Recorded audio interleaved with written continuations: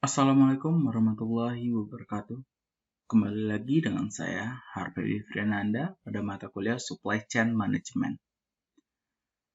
Pada sesi ini kita akan melanjutkan materi terkait dengan Network Design in the Supply Chain. Pada sesi ini kita akan melihat faktor-faktor yang mempengaruhi keputusan dalam perancangan jaringannya, yaitu jaringan pada supply chain. Pada bagian ini, kita akan melihat apa saja faktor-faktor yang mempengaruhi dalam perancangan jaringan dalam supply chain. Yang pertama ada faktor strategik atau faktor strategis. Strategi kompetitif perusahaan memiliki dampak yang signifikan pada keputusan jaringan dalam supply chain. Perusahaan berfokus pada biaya yang cenderung menempuhkan lokasi biaya terendah untuk fasilitas manufaktur mereka.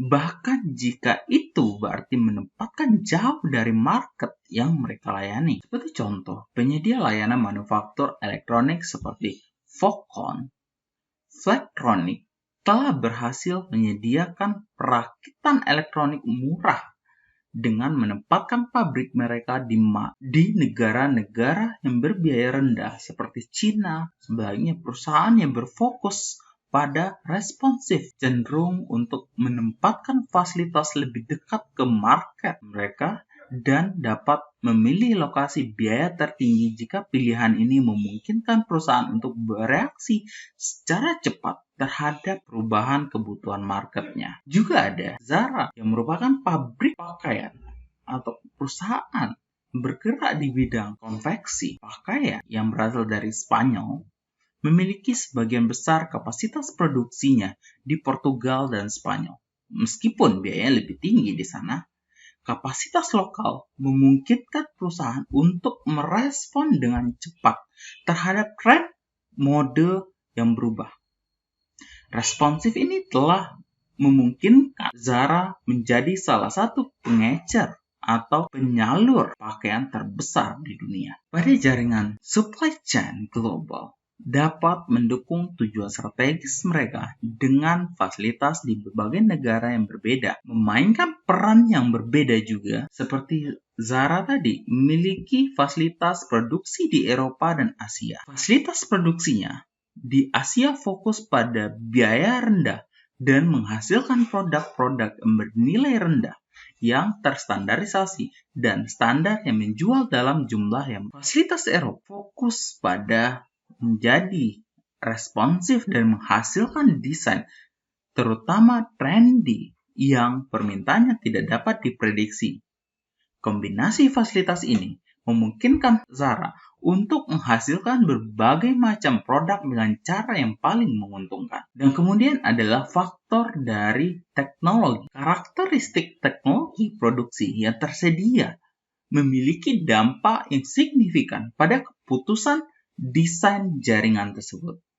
Jika teknologi produksi menampilkan skala ekonomi yang signifikan, beberapa lokasi berkapasitas tinggi paling efektif. Ini adalah kasus dalam pembuatan chip komputer, di mana pabrik-pabrik memerlukan investasi besar dan hasilnya relatif murah untuk transportasi, yang akibatnya sebagian besar perusahaan semikonduktor membangun beberapa fasilitas berkapasitas tinggi. Sebaliknya, jika fasilitas memiliki biaya tetap yang lebih rendah, banyak fasilitas lokal lebih disukai karena ini membantu menurunkan biaya transportasi. Misalnya, pabrik pembuat botol Coca-Cola tidak memiliki biaya tetap yang tinggi. Ini untuk mengurangi biaya transportasi. Coca-Cola mendirikan banyak pabrik pembuat botol di seluruh dunia yang masing-masing melayani market lokalnya. Dan kemudian adalah faktor ekonomi makro, termasuk pajak, tarif, nilai tukar, biaya pengiriman yang tidak internal ke perusahaan individu. Ketika perdagangan global meningkat, faktor-faktor ekonomi makro memiliki pengaruh yang signifikan terhadap keberhasilan atau kegagalan jaringan supply chain. Dengan demikian, sangat penting bahwa perusahaan mempertimbangkan faktor-faktor tersebut untuk membuat desain jaringan. Yang pertama dari tarif dan insentif pajak. Tarif mengacu pada segala tugas yang harus dibayar ketika produk atau peralatan dipindahkan melintasi batasan internasional, negara bagian atau kota. Tarif memiliki pengaruh kuat pada keputusan lokasi dalam supply chain.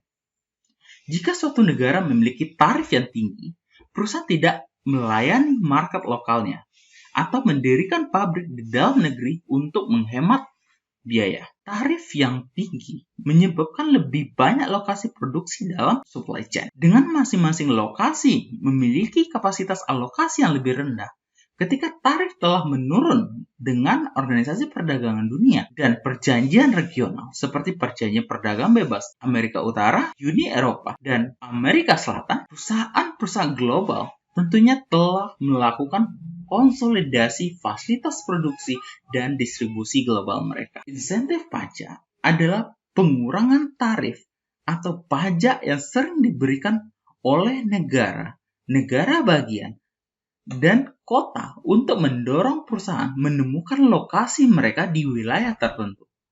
Banyak negara memvariasikan insentif dari kota ke kota untuk mendorong investasi di daerah dengan perkembangan ekonomi yang lebih rendah. Insentif seperti itu sering menjadi faktor kunci dalam keputusan lokasi akhir untuk banyak pabrik. BMW membangun pabrik di Amerika di Spartanburg, California Selatan, terutama karena insentif pajak yang ditawarkan oleh negara bagian tersebut. Juga dipengaruhi oleh nilai tukar dan risiko permintaan. Fluktuasi nilai tukar adalah hal biasa dan memiliki dampak signifikan pada keuntungan dari setiap supply chain yang melayani market global. Seperti dolar berfluktuasi antara 124 yen pada tahun 2007 dengan nilai yang terendah 81 yen pada tahun 2010, lalu kembali ke lebih dari 100 yen pada 2014. Perusahaan yang menjual produknya di Amerika Serikat dengan produksi di Jepang terpapar dengan risiko apresiasi yen. Biaya produksi dikeluarkan dalam yen, sedangkan pendapatan diperoleh dalam dolar. Dengan demikian, peningkatan nilai yen meningkatkan biaya produksi dalam dolar, mengurangi laba perusahaan. Pada tahun 1980-an, banyak pabrik Jepang menghadapi masalah ini ketika yen berada pada nilai yang rendah. Karena sebagian besar kapasitas produksinya berlokasi di Jepang, apresiasi yen menurunkan pendapatan mereka dari market besar di luar negeri. Dan mereka melihat keuntungan mereka menurun. Sebagian besar pabrikan di Jepang merespon dengan membangun fasilitas produksi di seluruh dunia. Dolar berfluktuasi antara 0,63 sampai 1,15 euro antara 2002 dan 2008. Turun menjadi 0,63 euro pada Juli 2008. Penurunan dolar khususnya untuk membuat mobil Eropa seperti Daimler, BMW, Porsche yang mengekspor banyak kendaraan ke Amerika Serikat. Dilaporkan bahwa setiap kenaikan 1 sen dalam biaya euro, BMW dan Mercedes-Benz sekitar 75 juta dolar setiap tahun. Sehingga risiko nilai tukar dapat ditangani dengan menggunakan instrumen keuangan yang membatasi atau melindungi nilai dari kerugian akibat fluktuasi ini. Namun, jaringan supply chain yang dirancang dengan sesuai tentunya menawarkan kesepakatan untuk mengambil keuntungan dari fluktuasi nilai tukar dan mendapatkan keuntungan. Cara yang paling efektif untuk melakukan ini adalah membangun beberapa kelebihan kapasitas ke dalam jaringan dan membuat kapasitas fleksibel sehingga dapat digunakan untuk memasok market yang berbeda. Fleksibilitas ini memungkinkan perusahaan untuk bereaksi terhadap fluktuasi nilai tukar dengan mengubah aliran produksi dalam supply chain untuk memaksimalkan keuntungannya. Dan ketiga adalah biaya pengiriman dan bahan bakar. Fluktuasi dalam biaya pengangkutan atau pengiriman dan juga bahan bakar memiliki dampak yang signifikan pada keuntungan dari setiap supply chain global. Sebagai contohnya, pada tahun 2010, Baltic Dry Index yang mengukur biaya untuk mengangkut bahan mentah seperti logam fosil memuncak pada 4.187 pada Mei dan mencapai titik terendah 1.709 pada bulan Juli. Harga minyak mentah terendah sekitar $31 per barel pada Februari 2009 dan meningkat menjadi $90 per barel pada Desember 2010. Mungkin sulit untuk menghadapi fluktuasi harga sejauh ini.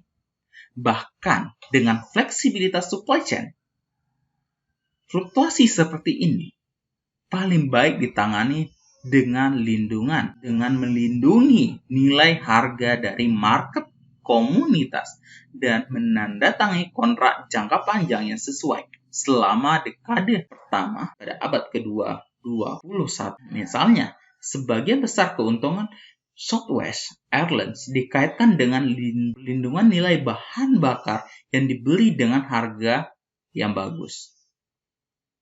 Ketika merancang jaringan supply chain, perusahaan harus memperhitungkan fluktuasi nilai tukar, permintaan dan biaya pengangkutan dan bahan bakar. Dan keempat, itu adalah faktor politik. Stabilitas politik negara yang dipertimbangkan memainkan peran penting dalam memilih lokasi. Perusahaan lebih suka menemukan fasilitas di negara-negara yang secara politik stabil, di mana aturan perdagangan dan kepemilikan didefinisikan dengan baik. Sementara risiko politik sulit untuk diukur. Ada beberapa indeks seperti Global Political Risk Index, GPRI, yang dapat digunakan perusahaan ketika berinvestasi di market negara berkembang. GPRI dievaluasi oleh perusahaan konsultan Grup Eurasia yang bertujuan untuk mengukur kapasitas suatu negara untuk bertahan terhadap guncangan atau krisis di sepanjang 4 kategori pemerintahan, masyarakat, keamanan, dan ekonomi. Yang kelima adalah faktor infrastruktur. Ketersediaan infrastruktur yang baik merupakan prasyarat penting untuk menemukan fasilitas di area tertentu. Infrastruktur yang buruk menambah biaya melakukan bisnis dari lokasi tertentu. Pada tahun 1990-an, perusahaan global menempatkan pabrik mereka di Cina dekat dengan Shanghai, Tianjin, Guangzhou. Meskipun lokasi ini tidak memiliki tenaga kerja atau biaya tanah terendah. Karena lokasi ini memiliki infrastruktur yang baik, elemen infrastruktur utama yang harus dipertimbangkan selama desain jaringan meliputi ketersediaan lokasi dan tenaga kerja. Kedekatan dengan terminal transportasi, layanan kereta api, kedekatan dengan bandara dan pelabuhan, akses jalan raya, kemacetan, dan utilitas lokal. Dan kemudian yang keenam adalah faktor kompetitif.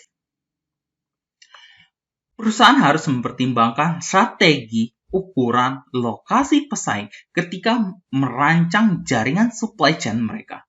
Keputusan mendasar yang harus diambil oleh perusahaan adalah apakah akan menempatkan fasilitas mereka dekat atau jauh dari pesaing.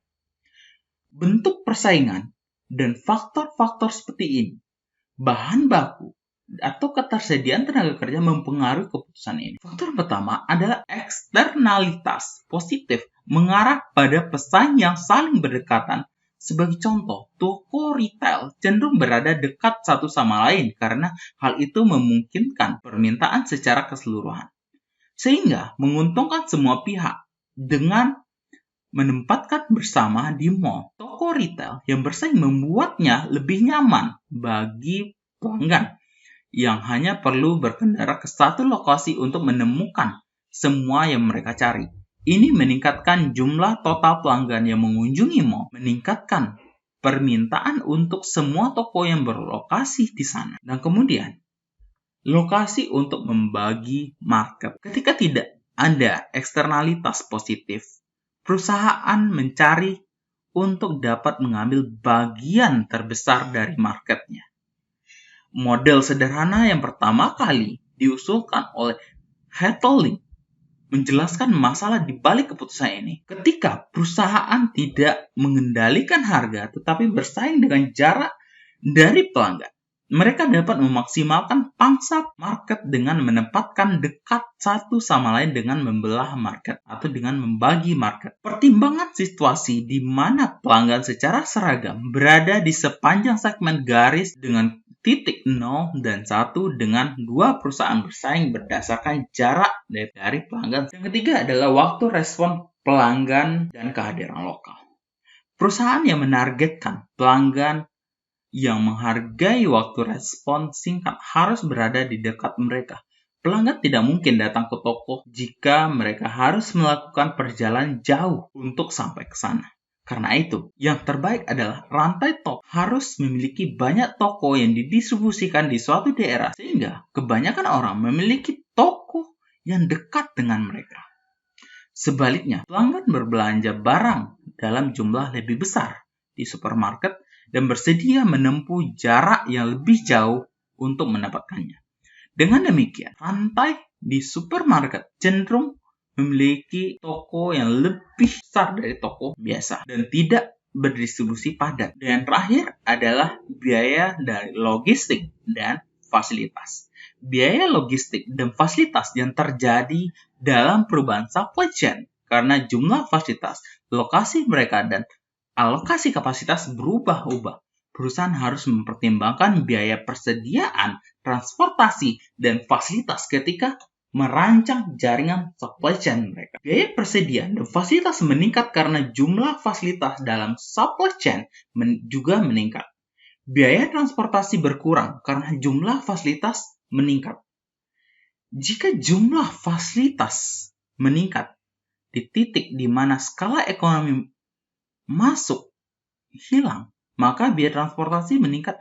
Misalnya dengan sedikit fasilitas, Amazon memiliki inventory dan biaya fasilitas yang lebih rendah dibandingkan Barnes & Noble yang memiliki ratusan toko. Barnes & Noble bagaimanapun memiliki biaya transportasi yang lebih rendah. Jika respon time yang tinggi itu dipengaruhi oleh jumlah fasilitas yang sedikit, semakin rendah respon time, maka harusnya semakin banyak jumlah fasilitas yang ada. Dan ini adalah salah contoh untuk penerapan. Ini adalah salah contoh dari bagaimana penempatan atau pemilihan lokasi untuk distribution center untuk menangani seluruh konsumen terbagi di beberapa wilayah. Di sini akan diambil titik tengah dengan sebaran yang dominan. Titik yang kuning adalah distribution center, yang hijau adalah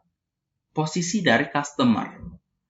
Ini adalah lokasi yang dipilih untuk menentukan distribution center akan diletakkan di mana. Dan kemudian di sini adalah contoh dari pemilihan lokasi dengan menggunakan dua distribution center dengan respon time 5 hari. Di sini diambil 2 titik dan diletakkan untuk distribution center adalah di lokasi yang di tengah dan customer yang terbanyak atau yang lebih dominan. Dan kemudian dengan 5 distribution center. Di sini akan diambil 5 titik terbaik untuk distribution centernya.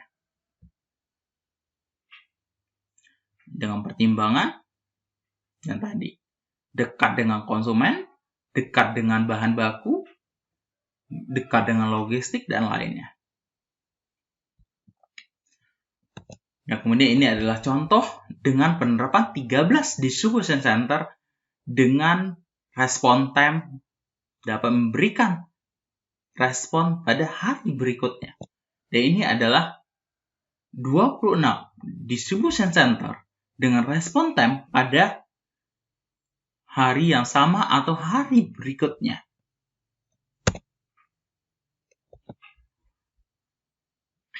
Ini adalah perbandingan antara biaya dan jumlah fasilitas. Semakin banyak fasilitas yang dimiliki, maka akan semakin banyak cost yang dihasilkan. Dan juga semakin banyak fasilitas, maka akan semakin rendah untuk biaya transportasi. Dan semakin banyak fasilitas, maka tentunya cost akan semakin tinggi. Nah, ini adalah cost terkait dengan cost fasilitas.